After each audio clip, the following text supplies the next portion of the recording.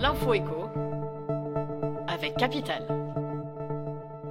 Le chiffre du jour, 27,7%, c'est le pourcentage des ménages ayant des revenus annuels supérieurs à 100 000 euros. À Sanon-la-Bretèche, cette petite bourgade des Yvelines arrive en tête de notre classement des villes affichant la plus grande concentration de ménages aisés. Pour l'établir, nous avons identifié les communes situées à moins de 25 km des 20 plus grandes villes de France.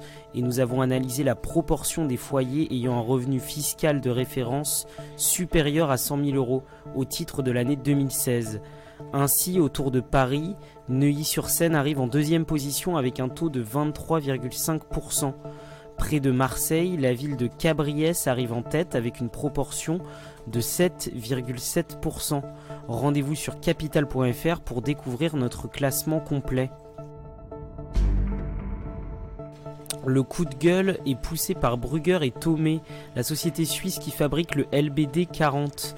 Pour rappel, il s'agit d'un lanceur de balles de caoutchouc utilisé par les forces de l'ordre françaises et qui aurait blessé une vingtaine de gilets jaunes aux yeux au cours des derniers rassemblements.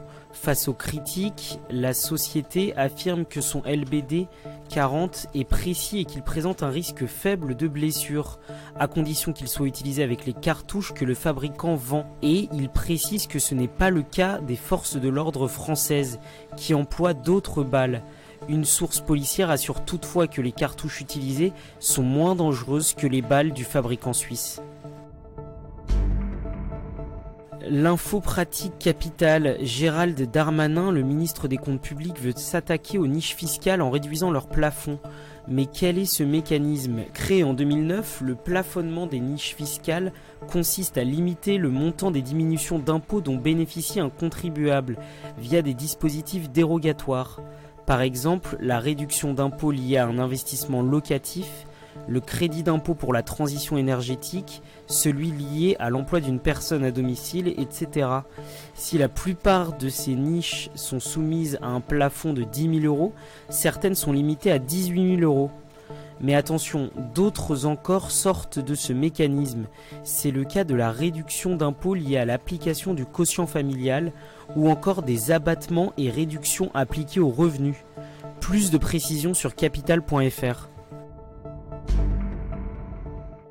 Et on termine avec les taxes sur les carburants.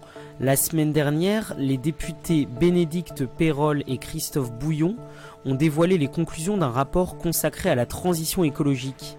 Les rapporteurs y expliquent que l'État n'a pas les moyens de financer seul les engagements pris par la France lors de la COP21 et que par conséquent, la taxe carbone est essentielle pour accélérer l'investissement des citoyens et du secteur privé en faveur de la transition écologique. Le rapport suggère ainsi par exemple de rétablir les conditions d'acceptabilité des taxes pesant sur les carburants plutôt que d'annuler leur hausse, mais aussi de généraliser les aides liées aux biocarburants et de réduire les dépenses fiscales défavorables à la transition écologique. Affaire à suivre. C'était l'info éco avec Capital.